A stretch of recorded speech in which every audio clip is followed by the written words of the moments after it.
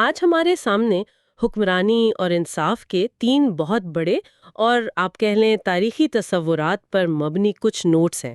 ہم بات کریں گے رام راجیہ، خلافت اور آسمانی بادشاہت یعنی کنگڈم آف ہیون کی، اور یہ صرف الفاظ نہیں ہیں بلکہ کروڑوں لوگوں کے لیے ایک مثالی دنیا کا خواب ہے۔ تو ہمارا مقصد ان خوابوں کے پیچھے چھپے نظریات کو سمجھنا ہے، یہ دیکھنا ہے کہ ان میں کیا چیز مشترک ہے اور وہ کون سے بنیادی نکات ہیں جہاں ان کے راستے بالکل الگ ہو جاتے ہیں۔ اور یہ سارا تجزیہ ہم ان ذرائع کی روشنی میں کریں گے جو قرآن کے نقطہ نظر کو بنیاد بناتے ہیں۔ چلیں ذرا گہرائی میں اترتے ہیں اور دیکھتے ہیں کہ ان تصورات میں آخر ہے کیا۔ اور یہ واقعی ایک گہری گفتگو ہے، کیونکہ یہ دیکھیں یہ تینوں ماڈل صرف کوئی سیاسی نظام نہیں ہے، یہ تہذیبوں کی روح کی عکاسی کرتے ہیں۔ ان کا موازنہ کرنے سے ہمیں یہ سمجھنے میں مدد ملے گی کہ انصاف، اختیار اور انسانی ذمہ داری کے بارے میں سوچنے کے کتنے مختلف انداز ہو سکتے ہیں۔ تو پھر شروعات ایک بنیادی تعارف سے کرتے ہیں۔ اگر ان تینوں پیچیدہ تصورات کو ایک ایک جملے میں بیان کرنا ہو تو ہمارے ذرائع انہیں کیسے بیان کرتے ہیں؟ ذرائع نے بہت اچھا اور جامع خلاصہ پیش کیا ہے۔ رام راجیہ کو وہ کہتے ہیں دھرم، یعنی ایک مقدس اخلاقی قانون پر مبنی حکومت جس کی عملی شکل ایک مثالی اور نیک بادشاہ کی ذات ہے۔ پھر ہے خلافت، جس کا مطلب ہے اللہ کے قانون کے تحت انسان کی اجتماعی ذمہ داری یا آپ کہہ لیں کہ نگرانی۔ اور آخر میں آسمانی بادشاہت، یعنی خدا کی حکمرانی جو فی الحال ایک روحانی حقیقت ہے اور مستقبل میں اپنے مکمل جلال کے ساتھ ظاہر ہوگی۔ اچھا، تو یہیں پر پہلی دلچسپ بات سامنے آتی ہے۔ ایک کا مرکز ایک شخصیت ہے یعنی بادشاہ، دوسرے کا مرکز ایک اصول ہے مطلب ذمہ داری، اور تیسرے کا مرکز ایک روحانی حالت ہے۔ یہ تو شروعات میں ہی تین بالکل مختلف سمتیں نظر آ رہی ہیں۔ بالکل، اور یہی بنیادی فرق آگے کی پوری گفتگو کی بنیاد ہے۔ یہ صرف الفاظ کا ہیر پھیر نہیں بلکہ دنیا کو دیکھنے کے تین الگ الگ زاویے ہیں۔ تو پھر قرآن کا زاویہ کہاں سے شروع ہوتا ہے؟ ہمارے ذرائع اس بات پر بہت زور دیتے ہیں کہ قرآن کا نقطۂ آغاز ان تینوں سے، خاص طور پر بادشاہت کے تصور سے بہت مختلف ہے۔ جی، یہ بہت ہی کلیدی نقطہ ہے۔ ماخذ کے مطابق قرآن کی بنیاد آیت 2:30 پر ہے، جہاں خدا کہتا ہے میں زمین پر ایک خلیفہ بنانے والا ہوں۔ اب یہاں ایک لمحے کے لیے رک کر سوچیں کہ یہ کتنا بڑا اور انقلابی اعلان ہے۔ یہاں کسی خاص بادشاہ، کسی آسمانی اوتار، کسی شاہی خاندان یا کسی پادری طبقے کا ذکر نہیں ہے۔ یہ خطاب پوری انسانیت سے ہے۔ اس ایک آیت نے اختیار کو کسی ایک شخص یا طبقے سے لے کر ہر انسان کے کندھوں پر ڈال دیا ہے۔ یہاں اختیار وراثت میں ملنے والی کوئی جاگیر نہیں بلکہ ایک امانت ہے، ایک ذمہ داری ہے جو ہر فرد کو نبھانی ہے۔ یہ تو حکمرانی کے پورے تصور کو ہی الٹ دیتا ہے، یعنی طاقت اوپر سے نیچے نہیں آتی بلکہ ہر فرد سے شروع ہوتی ہے۔ اچھا، اسی روشنی میں اگر ہم رام راجیہ کا موازنہ کریں تو کچھ مشترک پہلو بھی نظر آتے ہیں۔ ہمارے نوٹس کہتے ہیں کہ دونوں نظام انصاف، کمزوروں کے تحفظ اور حکمران کی ایک اعلیٰ قانون کے سامنے جواب دہی پر زور دیتے ہیں۔ جی ہاں، اور یہ مشترکہ اقدار بہت اہم ہے۔ دونوں تصورات اس بات پر متفق ہیں کہ انصاف ہی کسی بھی معاشرے کی بنیاد ہے۔ قرآن کی آیت 1690 بھی تو یہی کہتی ہے کہ اللہ انصاف، حسن سلوک اور رشتہ داروں کو دینے کا حکم دیتا ہے۔ تو اوپری سطح پر دونوں ایک اخلاقی معاشرے کا قیام چاہتے ہیں، لیکن جیسے ہی ہم گہرائی میں جاتے ہیں تو فرق واضح ہونا شروع ہو جاتا ہے۔ اور وہ بنیادی فرق کیا ہے؟ لیکن سب سے بڑا فرق حاکم اعلیٰ کے تصور کا ہے۔ رام راجی کا پورا ڈھانچہ ایک مثالی بادشاہ یعنی رام کی شخصیت کے گرد گھومتا ہے، جنہیں خدا کا اوتار مانا جاتا ہے۔ وہ خود انصاف کی چلتی پھرتی تصویریں ہیں، جبکہ قرآن کا بنیادی عقیدہ، جیسا کہ سورہ اخلاص میں بیان ہوا، یہ ہے کہ خدا کا کوئی ہمسر نہیں اور کوئی انسان خدا یا اس کا اوتار نہیں ہو سکتا۔ تو ایک نظام میں قانون اور انصاف ایک شخصیت سے جڑے ہیں، جبکہ دوسرے میں شخصیت قانون کے تابع ہے۔ اچھا، تو فرق یہ ہوا کہ ایک میں شخصیت خدا کا درجہ رکھتی ہے، جی، اور دوسرے میں کوئی بھی شخصیت قانون سے بالا تر نہیں، یہ تو بہت بڑا فرق ہے، لیکن کیا حکمرانی کے عملی ڈھانچے میں بھی کوئی فرق ہے؟ بالکل۔ دوسرا گہرا فرق دھرم کے تصور سے جڑا ہے۔ رام راجیہ میں دھرم ذات پات کے سماجی نظام سے منسلک ہے۔ ہر ذات کا اپنا ایک مخصوص دھرم یا فرض ہے اور انصاف اسی ڈھانچے کے اندر رہتے ہوئے کیا جاتا ہے۔ اس کے برعکس قرآن ذات، نسل یا قبیلے کی بنیاد پر کسی بھی قسم کی تفریق کو مسترد کرتا ہے۔ سورۃ الحجرات میں بہت واضح طور پر کہا گیا ہے کہ تم میں سب سے زیادہ عزت والا وہ ہے جو سب سے زیادہ پرہیزگار ہے۔ یعنی انصاف کا معیار آفاقی ہے، وہ کسی کی ذات یا خاندان دیکھ کر نہیں بدلتا۔ اس کا مطلب ہے کہ ایک نظام میں انصاف سماجی حیثیت سے مشروط ہو سکتا ہے، جی بالکل مشروط ہو جاتا ہے۔ جبکہ دوسرے میں یہ غیر مشروط اور سب کے لیے برابر ہے۔ اگر قرآن مقدس بادشاہت کے اس ماڈل کو رد کرتا ہے تو پھر اس کا متبادل کیا ہے؟ یہیں پر خلافت کا تصور سامنے آتا ہے، لیکن شاید ویسا نہیں جیسا ہم تاریخ کی کتابوں میں پڑھتے ہیں۔ آپ نے بالکل صحیح نقطہ اٹھایا۔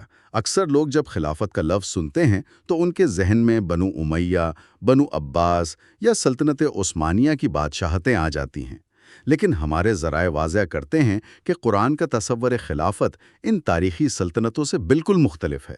یہ کوئی شاہی نظام نہیں بلکہ ایک اخلاقی فریم ورک ہے۔ تو اس فریم ورک کے بنیادی اصول کیا ہیں؟ اس کی بنیاد تو وہی آیت ہے کہ ہر انسان نائب ہے۔ اس کے بعد سورہ نساء میں 2 اہم اصول بیان کیے گئے ہیں۔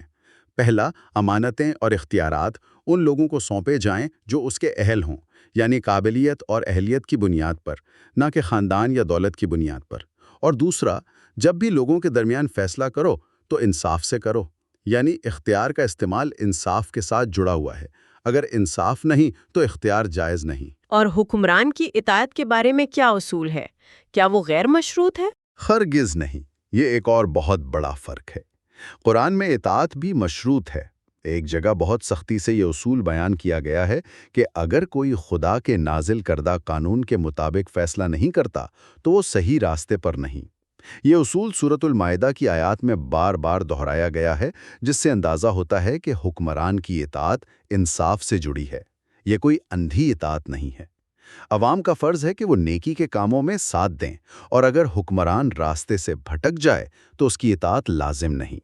تو اگر ہم خلاصہ کریں، وہ کون سی چیزیں ہیں جنہیں قرآن خلافت کے نام پر سختی سے مسترد کرتا ہے؟ ہمارے ذرائع 3 چیزوں کی نشاندہی کرتے ہیں۔ پہلی اور سب سے اہم، موروثی حکومت یعنی بادشاہت خلافت نہیں ہے۔ باپ کے بعد بیٹے کا حکمران بننا قرآنی تصور کے بالکل خلاف ہے۔ دوسری چیز، قرآن مذہبی پیشوائیت کے تصور کو رد کرتا ہے، یعنی یہ خیال کہ کوئی خاص طبقہ جیسے مولوی یا پادری عوام اور خدا کے درمیان آ جائے اور حکومت پر قابض ہو جائے۔ قرآن کے مطابق ہر فرد کا خدا سے براہ راست تعلق ہے۔ اور تیسری چیز، مذہب کی جبری تبدیلی۔ آیت دین میں کوئی زبردستی نہیں، اس کی بنیاد ہے کہ ایمان اور عقیدہ دل کا معاملہ ہے، اسے تلوار کے زور پر نافذ نہیں کیا جا سکتا۔ یعنی مرکزیت طاقت کے بجائے ذمہ داری پر ہے۔ یہ تو حکمرانی کے پورے تصور کو ہی بدل دیتا ہے۔ اب اگر ہم تیسرے ماڈل یعنی آسمانی بادشاہت کی طرف آئیں تو یہاں بھی کچھ مشترکات نظر آتی ہیں، جیسے خدا کی حاکمیت پر یقین، اخلاقی اصلاح پر زور اور آخرت میں جواب دہی۔ جی، حاکمیت الہی کا تصور مشترک ہے، اور یہ بہت مضبوط قدر مشترک ہے، لیکن اصل فرق اس تصور کے اطلاق اور نفاذ میں ہے۔ آسمانی بادشاہت کا تصور، جیسا کہ انجیل میں ملتا ہے، زیادہ تر ایک روحانی اور باطنی حقیقت پر زور دیتا ہے۔ اس کا مکمل ظہور مستقبل میں یعنی آخرت میں متوقع ہے۔ اس کی مشہور مثال یہ قول ہے کہ جو کیسر کا ہے وہ کیسر کو دو، اور جو خدا کا ہے وہ خدا کو دو۔ یہ قول روحانی اور دنیاوی معاملات میں ایک تقسیم پیدا کرتا ہے۔ جبکہ قرآن اس تقسیم کو قبول نہیں کرتا۔ بالکل، قرآن کے نزدیک اخلاقیات اور سماجی انصاف الگ الگ چیزیں نہیں ہیں۔ وہ ایک ایسے نظام کا مطالبہ کرتا ہے جہاں اخلاقی اصول ہی سماجی، معاشی اور سیاسی زندگی کی رہنمائی کریں۔ انصاف صرف دل میں محسوس کرنے کی چیز نہیں، بلکہ معاشرے میں قائم کرنے کی چیز ہے۔ دوسرا بڑا فرق ثالثی کا ہے۔ مسیحی تصور میں چرچ یا پادری انسان اور خدا کے درمیان ایک ثالث کا کردار ادا کرتے ہیں۔ جبکہ قرآن انسان اور خدا کے درمیان کسی بھی قسم کے ادارے یا شخصیت کی ثالثی کو مکمل طور پر مسترد کرتا ہے۔ جبکہ دوسرا فرد کے ساتھ ساتھ پورے معاشرے کی عملی اصلاح پر بھی زور دیتا ہے۔ یہ ایک بہت اچھا طریقہ ہے اس فرق کو سمجھنے کا۔ ایک کا زور اندرونی تبدیلی پر ہے، جبکہ دوسرا کہتا ہے کہ اندرونی تبدیلی کا اظہار بیرونی دنیا میں یعنی سماجی انصاف کی شکل میں بھی ہونا چاہیے۔ قرآن ایک ایسے انصاف کو قبول نہیں کرتا جو صرف روحانی ہو اور اس کا زمین پر کوئی عملی نفاذ نہ ہو۔ تو اب ہمارے پاس 3 مختلف ماڈلز کی تصویر واضح ہو رہی ہے۔ ہمارے ذرائع میں ایک بہت دلچسپ خاکہ دیا گیا ہے جو ان سب کو جوڑتا ہے۔ وہ یہ دکھاتا ہے کہ الہامی قانون کے ایک ہی نقطۂ آغاز سے 3 مختلف راستے کیسے نکلتے ہیں۔ جی، وہ خاکہ پوری بحث کو سمیٹ دیتا ہے۔ وہ کہتا ہے کہ الہامی قانون سے 3 ماڈل نکلتے ہیں۔ ایک راستہ دھرم کا ہے، جس سے بادشاہ مرکز یعنی کنگ سینٹرک ماڈل بنتا ہے، مطلب ایک مثالی اور الہامی شخصیت انصاف کی ضامن بن جاتی ہے۔ دوسرا راستہ شریعت کا ہے، جس سے معاشرہ مرکز یعنی سوسائٹی سینٹرک ماڈل بنتا ہے۔ یہاں انصاف کسی ایک شخص کی نہیں بلکہ پورے معاشرے کی اجتماعی اور اخلاقی ذمہ داری ہے۔ اور تیسرا راستہ انجیل کی اخلاقیات کا ہے، جس سے فرد مرکز انڈیویجول سینٹرک ماڈل نکلتا ہے، جس کی بنیادی توجہ فرد کی روحانی اور باطنی نجات پر ہے۔ ایک طرح سے یہ فرق ایسا ہے جیسے ایک کمپنی کا سارا دار و مدار ایک کرشماتی CEO پر ہو، جبکہ دوسری کمپنی کی کامیابی اس کے ہر ملازم کی ذمہ داری اور اصولوں پر مبنی ہو، اور تیسری صرف اپنے ملازمین کی ذاتی تربیت پر توجہ دے رہی ہو۔ بہترین مثال دی آپ نے، اور ماخذ کا نتیجہ یہی ہے کہ قرآن ان میں سے معاشرہ مرکز راستہ چنتا ہے جو ذمہ داری اور جواب دہی پر مبنی ہے۔ وہ نہ تو کسی ایک شخص کو مطلق العنان بناتا ہے اور نہ ہی انصاف کو صرف ایک روحانی تصور بنا کر دنیا کے معاملات سے لاتعلق ہو جاتا ہے۔ اتنے سارے اختلافات کے باوجود کیا کوئی ایسی آفاقی سچائی ہے جس پر یہ تینوں تصورات متفق ہوں؟ جی، اور وہ شاید سب سے اہم نکتہ ہے۔ وہ سچائی یہ ہے کہ انصاف کا معیار انسان خود نہیں بنا سکتا۔ طاقت اور اختیار کو ہمیشہ ایک بالاتر ہستی کے سامنے جوابدہ ہونا چاہیے۔ کوئی بھی حکمران یا نظام خود کو خدا نہیں سمجھ سکتا۔ ماخذ اس کے لیے قرآن کی آیت 57-25 کا حوالہ دیتا ہے۔ ہم نے اپنے رسولوں کو واضح دلائل کے ساتھ بھیجا اور ان کے ساتھ کتاب اور میزان نازل کی تاکہ لوگ انصاف پر قائم رہیں۔ یہ آیت بتاتی ہے کہ انصاف کا ایک الہامی معیار یعنی میزان موجود ہے اور اس کا مقصد انسانی معاشرے میں توازن اور عدل قائم کرنا ہے۔ اس مشترکہ بنیاد کے بعد ہمارے ذرائع قرآن کے موقف کو انتہائی منفرد قرار دیتے ہیں۔ اگر اس انفرادیت کا خلاصہ کرنا ہو تو وہ کیا ہوگا؟ ذرائع کے مطابق قرآن کا موقف کئی لحاظ میں انقلابی ہے۔ پہلا، کوئی الہامی بادشاہ نہیں یعنی انسانی حاکمیت کی نفی۔ دوسرا، کوئی مذہبی پیشوائیت یا چرچ نہیں یعنی انسان اور خدا کے بیچ کوئی ادارہ نہیں۔ تیسرا، کوئی منتخب نسل یا قوم نہیں جسے دوسروں پر فضیلت حاصل ہو، مطلب نسلی برتری کا انکار۔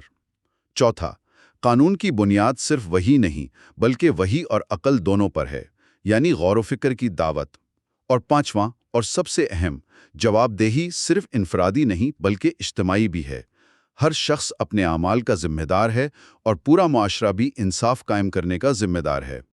تو اس ساری گفتگو کو سمیٹنے کے لیے ہمارے ذرائع ہر تصور کے بارے میں ایک حتمی، ایک سطری فیصلہ دیتے ہیں جو مجھے بہت طاقتور لگا۔ رام راجیہ حکمران کو مثال بناتا ہے، آسمانی بادشاہت انصاف کو روحانی شکل دیتی ہے، جبکہ قرآن ذمہ داری کو آفاقی بناتا ہے۔ یہ پوری بحث کا بہترین خلاصہ ہے۔